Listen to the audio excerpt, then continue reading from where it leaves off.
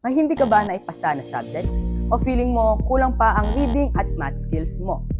Okay lang yan, dahil hindi pa naman huli ang lahat. Nitong nakaraang buwan, inilabas ang DepEd Order No. 10, Series of 2026, ang Summer Remediation Programs. Isang oportunidad para makahabol, matuto at mas maging handa sa susunod na school year. Isasagawa ito mula May 6 hanggang June 2, 2026.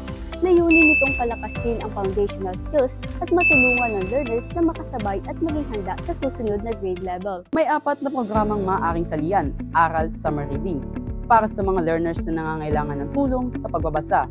Ito ay isang tutorial program na makakatulong para ma-achieve ang grade level proficiency.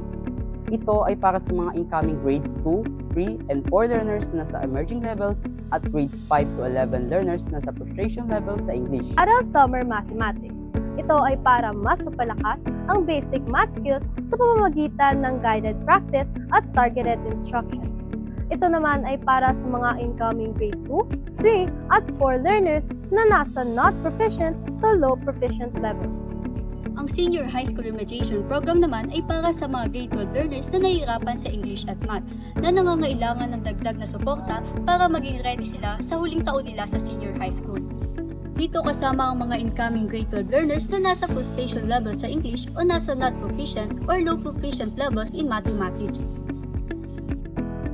At ang Summer Academic Remedial Program naman ay para sa mga mag-aaral o learners na bumagsak sa isa o dalawang subject sa nakaraang school year at kailangang makabawi para makapasok sa susunod na grade level sa darating na pasukan. Ang mga learners ay pinipili base sa kanilang final grades at assessment results. May limit din sa bilang ng programs na pwedeng salihan depende sa grade level.